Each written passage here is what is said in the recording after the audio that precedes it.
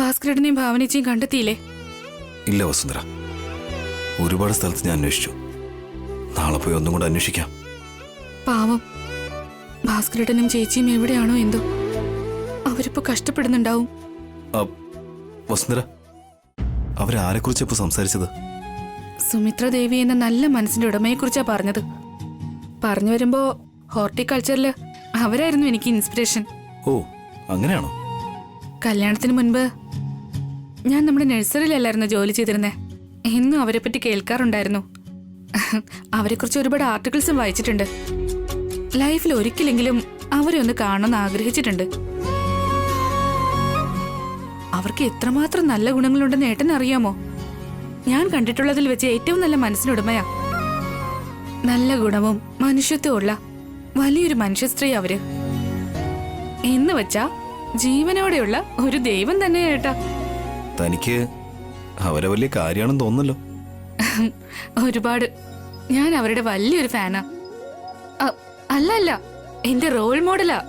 എന്നാ പിന്നെ താൻ അവരെ ഉറപ്പായിട്ടും കണ്ടേ പറ്റൂ. കണ്ടേ പറ്റുള്ളൂന്നൊന്നുമില്ല. അല്ല, അതെന്താ? ലൈഫിൽ ഒരു പ്രാവശ്യം അവരെ കാണുന്നല്ലേ പറഞ്ഞത്? വിചാരിക്കുന്നതെല്ലാം നടക്കില്ലല്ലോ ഏട്ടാ. എന്തുകൊണ്ട് നടക്കില്ല? ഇന്ന് അവരുടെ ബർത്ത്ഡേ ആണെന്നല്ലേ പറഞ്ഞത്? ആ ഫംഗ്ഷന് താനും കൂടെ പോ. ഞാൻ എങ്ങനെ ഏട്ടാ ആ ഫംഗ്ഷനിലേക്ക് പോകുന്നത്?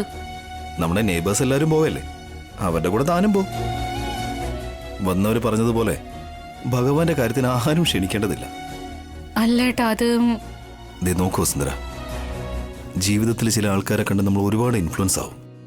അങ്ങനെയുള്ള ആൾക്കാരെ കണ്ണുകൊണ്ട് കണ്ടാലും മീറ്റ് ചെയ്താലും സംസാരിച്ചാലും അത് നമ്മുടെ ജീവിതത്തിന് ഒരുപാട് മാറ്റങ്ങൾ കൊണ്ടുവരും.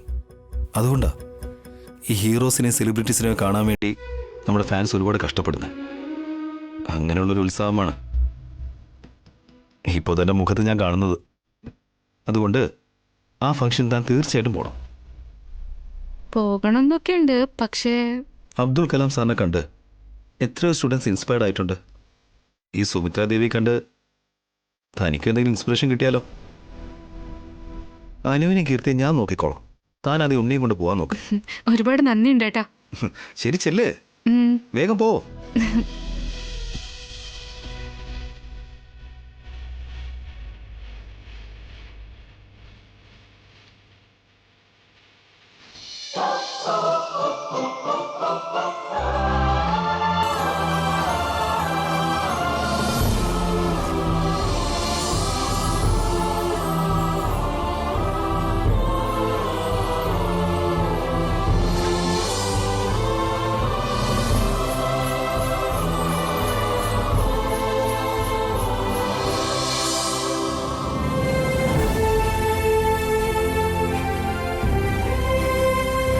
ആരായി ബാനർ കെട്ടിയത്? നീയാണോ? എന്താ ഇത്ര ലൂസായി കെട്ടിയേ? താഴെ വീണു. ഇത് വെറും ബാനറല്ല, എന്റെ കുടുംബത്തിന്റെ അന്തസ്സാ. മനസ്സിലായോ? ശരിക്കും കേട്ട്. ഡോ, ആ ഡെക്കറേഷൻ ശരിയല്ല. പോയി നോക്ക്. ആ കസേരയെല്ലാം നേരെയിട് വേഗം. അവിടെ ഒരു ലൈറ്റ് ശരിയായിട്ട് കത്തുന്നില്ല. പോയി നോക്ക്. ഓ, ആ ചെയറിട്ടിരിക്കുന്നൊന്നും ശരിയായിട്ടില്ല. നേരെയിട്. ആരാ അദ്ദേഹം? ഇത്രയും കാര്യങ്ങളൊക്കെ പറയാൻ അദ്ദേഹത്തെ മനസ്സിലായില്ലേ? സുമിത്രാ ദേവിയുടെ അളിയനാ. പേര് ചന്ദ്രശേഖരൻ. സുമിത്രാ ദേവി മാഡം സീതയാണെങ്കിൽ ഈ ചന്ദ്രശേഖരൻ ലക്ഷ്മണനെ പോലെയാ. 5 മിനിറ്റിനുള്ളിൽ ചേച്ചി വരും. എല്ലാവരും ശരിയായിട്ട് ജോലി ചെയ്യണം. ദേഹത്ത് മുട്ടാതെ എല്ലാവരും ഒതുങ്ങി നിൽക്കണം. അതൊന്ന് ശരിയായിക്കോ. അവരുടെ എല്ലാ കാര്യങ്ങളും ഇദ്ദേഹമാ നോക്കുന്നത്. സുമിത്രാ ദേവിയുടെ ഭർത്താവ് മരിച്ച ശേഷം ഈ ചന്ദ്രശേഖരനാണ് അവരുടെ മൂത്ത മകനായി വീട്, സ്വത്ത്, സുമിത്രാ ദേവിയുടെ മക്കളെയും അദ്ദേഹമാണ് നോക്കുന്നത്. സുമിത്രാ ദേവി മാഡം എന്ന് പറയുന്നത് ആരാ അമ്മേ? എന്റെ റോൾ മോഡലാ ഉണ്ണി. അവരൊരുപാട് കഷ്ടപ്പെട്ടിട്ടാ ഇത്രയും വലിയ നിലയിലെത്തിയത്. അവരെ ഒരു തവണയെങ്കിലും കാണണമെന്ന് ആഗ്രഹം ഉണ്ടായിരുന്നു. അതുകൊണ്ടാ നിന്റെ അച്ഛനോട് പറഞ്ഞ് നമ്മൾ ഇങ്ങോട്ട് വന്നത്. അവരെവിടെ അമ്മയുള്ളത്? എന്തായാലും ഇതുവരെ വന്നില്ലെന്നാ തോന്നുന്നത്. അവര് വന്ന ശേഷം ഫംഗ്ഷൻ കഴിയുന്നതിന് മുന്നേ ഒരു 2 മിനിറ്റെങ്കിലും അവരോട് എനിക്ക് സംസാരിക്കണം. അവരെത്രയോ പേർക്ക് സഹായം ചെയ്തിട്ടുണ്ട്. എനിക്കും എന്തെങ്കിലും ഒരു ജോലി തരാമോ എന്ന് ചോദിക്കണം. വിഷ് ഗുഡ് ലക്ക് അമ്മേ. താങ്ക് യു ഉണ്ണി. വാ ഇരിക്കും.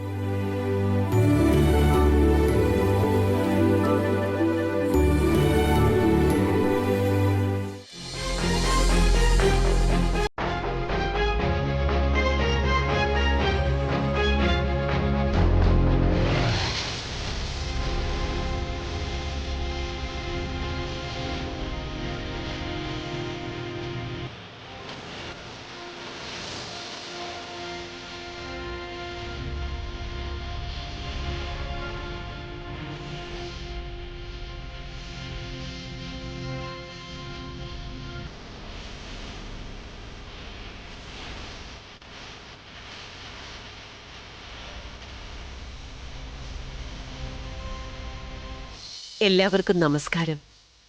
എൻ്റെ ബർത്ത്ഡേക്ക് ആശംസകൾ അറിയിക്കാമെന്ന എല്ലാവർക്കും വളരെ വളരെ നന്ദി. ദയവായി എല്ലാവരും ഇരിക്കും. ഉണ്ണി ദേ അതാ സുമിത്ര ദേവി അമ്മ. അമ്മേ, അമ്മയുടെ റോൾ മോഡൽ ഞങ്ങളുടെ ഹെഡ് മിസ്സിനെ പോലെയുണ്ട്. അതെ, ഞങ്ങളെ പോലുള്ള ഒരുപാട് ആൾക്കാർക്ക് അവര് ഹെഡ് മിസ് തന്നെയാ. എങ്ങനെയാ സഹായിക്കേണ്ടതെന്ന് അവരെ കണ്ടു പഠിക്കണം. ഇരിക്കണം ചേച്ചി. ആ ശരി അനിയ. ഇപ്പൊ ഓരോരുത്തരായി വന്ന് ചേച്ചിയെ വിഷ് ചെയ്തിട്ട് പോയിക്കൊള്ളൂ. വാ അമ്മേ, നമുക്കും പോയി വിഷ് ചെയ്തിട്ട് വരാം. നിക്കുണ്ണി.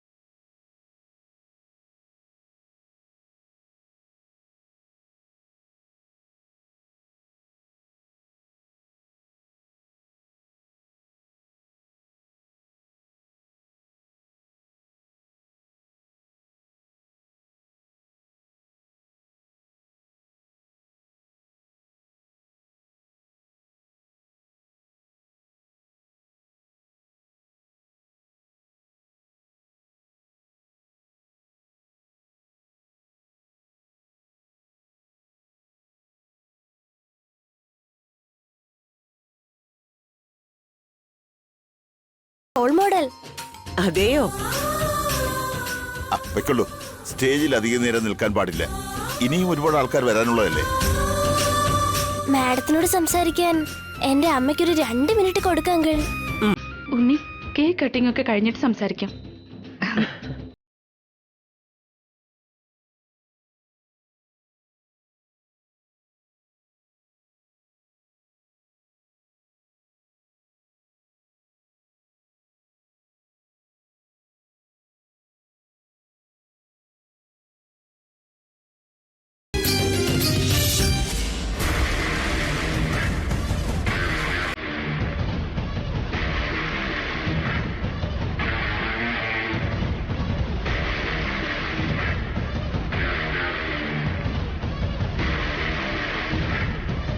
എന്താ എസ് ഐ സർ ഇങ്ങോട്ട് വന്നത്? മാഡത്തിനോട് അത്യാവശ്യമായിട്ട് സംസാരിക്കാനുണ്ടായിരുന്നു. ഇപ്പൊ തന്നെ സംസാരിക്കണോ? നാളെ വന്നോളൂ. ഇല്ല സർ, ഇപ്പൊ തന്നെ സംസാരിക്കണം. എന്താ ഇൻസ്പെക്ടർ? മാഡം അർജന്റായിട്ട് ഈ സ്ഥലത്ത് നിന്ന് വെക്കേറ്റ് ചെയ്യണം. എന്തിനാ? ഇവിടെ മാഡത്തിനെതിരെ ഒരു ആക്രമണം നടക്കുന്ന ഒരു ഇൻഫർമേഷൻ കിട്ടിയിട്ടുണ്ട്.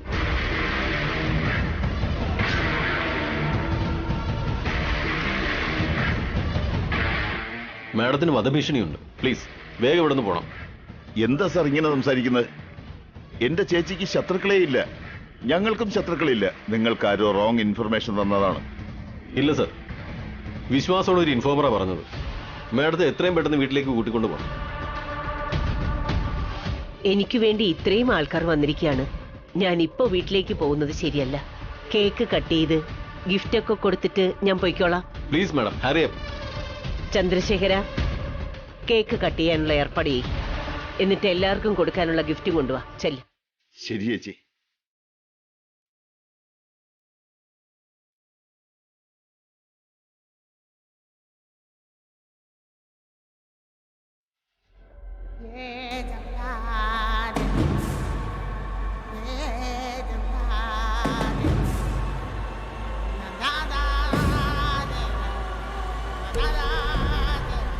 ഹലോ, എവിടെയാ ഉള്ളത്? ഇവിടെ തന്നെയുണ്ട്.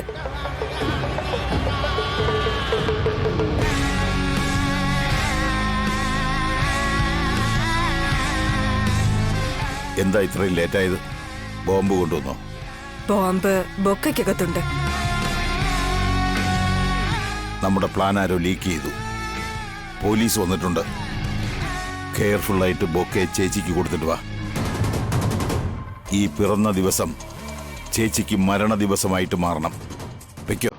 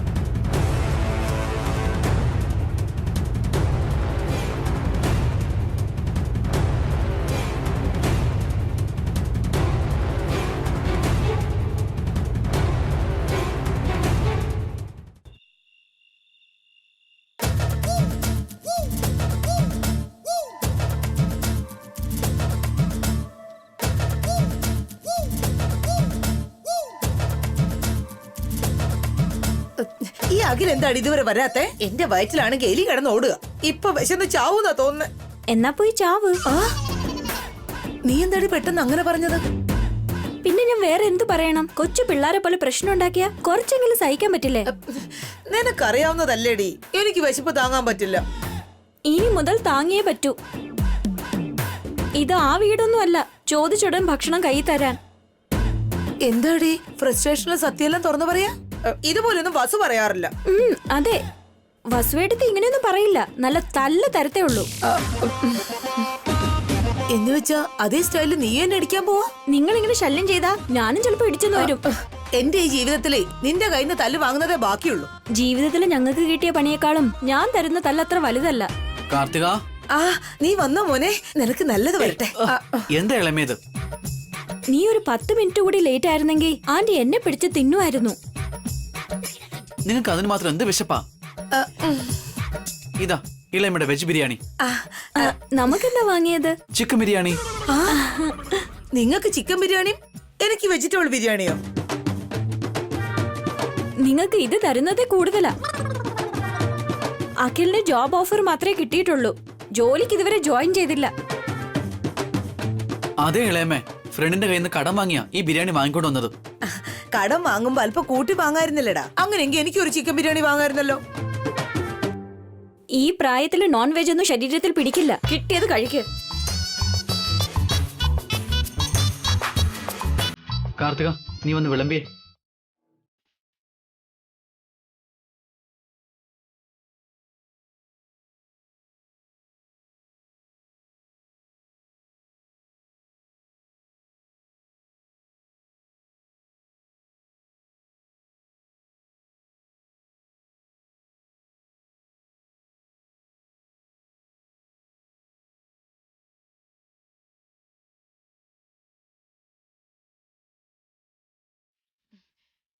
എനിക്ക് ഒരു പീസ് പോലും തരാതെ നിങ്ങൾ വെട്ടി വിഴുങ്ങണല്ലേ?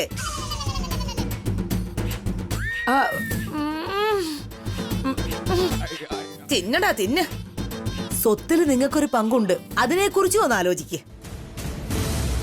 ഇളയമ എന്താ പറയുന്നേ? വീട് പണയപ്പെടുത്തിയല്ലേ ആ അബി കടം വാങ്ങിയിരിക്കുന്നേ.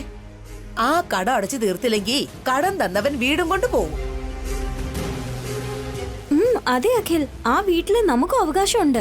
നമ്മുടെ ഷെയർ നമ്മൾ ചോദിച്ചു വാങ്ങണം. ഇപ്പൊ പോയി നമ്മൾ ഷെയർ ചോദിച്ചാലേ അവർക്കുള്ള കടത്തിൽ നമ്മൾ പങ്കുചേരാൻ പറയും. അതുകൊണ്ട് കടം മൊത്തം ക്ലിയർ ആയ ശേഷം നമുക്ക് പോയി ഷെയർ ചോദിക്കാം. അതുവരെ ആ വീടിന് മേലൊരു കണ്ണ് വേണം. ഇല്ലെങ്കിൽ നിങ്ങളുടെ കണ്ണിലെ പൊടിയിട്ട് അഭിയും വസു ആ വീട് അങ്ങ് വിൽക്കും. നല്ലൊരു അഡ്വൈസ് തന്നതിന് താങ്ക്സ് ആന്റി. താങ്ക്സ് മാത്രമേ ഉള്ളൂടി, ഒരു പീസ് തന്നൂടെ? എന്താ ഇളം ഇങ്ങനെ കൊതി നോക്കുന്നേ? ദാ കഴിക്കേ.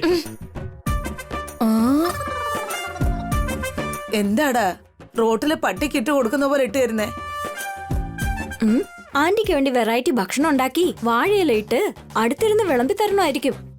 നിങ്ങളെ വിശ്വസിച്ച് വന്നതിന് എന്നെ ഒരു ബലിയാടാക്കാതിരുന്നാ മാത്രം മതി. ഇളയമ്മ ശരിക്കും ബലിയാടാകാതിരിക്കണമെങ്കിൽ ഒരു മനുഷ്യനായിട്ട് ജീവിക്കാൻ പഠിക്കും. മനുഷ്യരെ പോലെ നടന്നാ ആരും ബലിയാടാവില്ല. ഇതൊക്കെ നിങ്ങൾ എന്നോട് പറയാറായോ? എന്താ പുറവുറുക്കുന്നേ? പാവം, അവിടെ അഭിയും വസുവും എന്ത് കഴിക്കുകയാണെന്ന് ഓർത്തിട്ടാ. അവര് ഭിക്ഷ എടുത്ത് കഴിച്ചോളും. അതൊക്കെ നമ്മൾ എന്തിനാ അറിയുന്നേ? അങ്ങോട്ട് കഴിക്ക.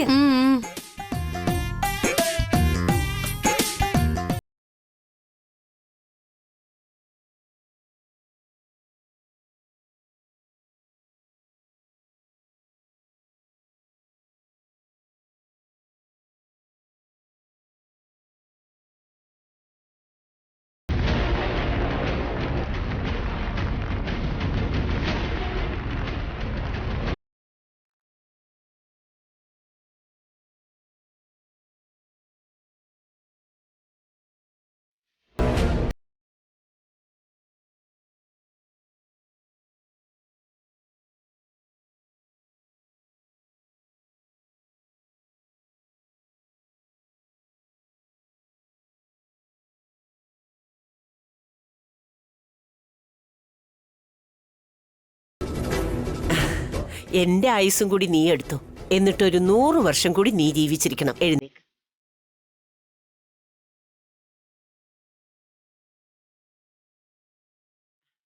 ആ ജോലിയല്ലേ ഞാൻ ചെയ്യാൻ പോകുന്നത്. സോറി ചേച്ചി, ഹാപ്പി ഡെത്ത് ഡേ.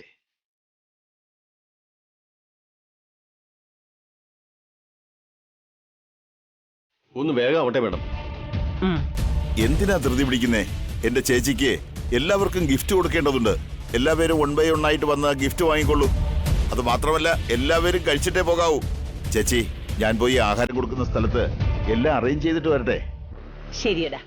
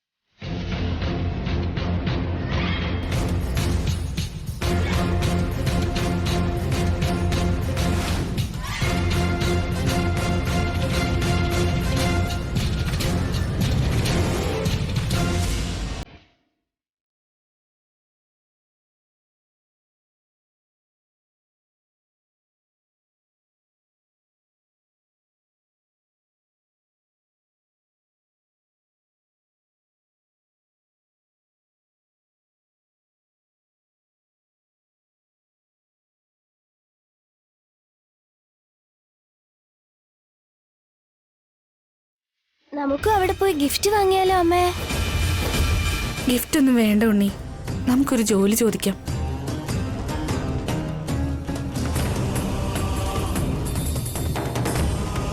അമ്മേ, അർജന്റ്. ഇപ്പൊ തന്നെ നിനക്ക് പോണോ? വാഷ്റൂം അമ്മേ. ഇവിടെ വാഷ്റൂം എവിടെയാണോ എന്തോ. വാഷ്റൂംസ് ഒന്നും വേണ്ടമ്മേ, അവിടെ എവിടെയെങ്കിലും. മനസ്സിലായി. പോ. എനിക്ക് പേടിയാ, കൂടെ വാ. ഹീറോയെ പോലെ ഡയലോഗ് ഒക്കെ അടിക്കുമല്ലോ. ആ നിനക്കാണോ ഇത്ര പേടി? ശരി വാ.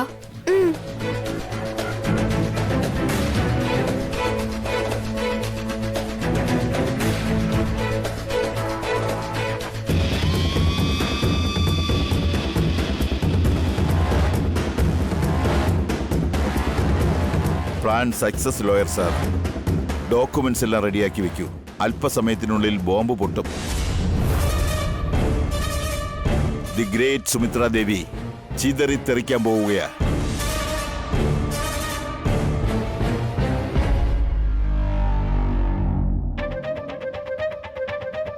അമ്മേ വാ അമ്മേ പോവാം. ഒന്നും സംസാരിക്കരുത്. പ്ലാൻ ഫെയിലാകാനുള്ള ചാൻസ് ഇല്ല. ബൊക്കയിൽ ബോംബുണ്ട്. ബോംബ് സുമിത്ര ദേവിയുടെ അടുത്ത് തന്നെയുണ്ട്. ഞാൻ ദൂരെയാണ് നിൽക്കുന്നത്. ഇനി 2 നിമിഷത്തിനുള്ളിൽ പൊട്ടിത്തെറിക്കും.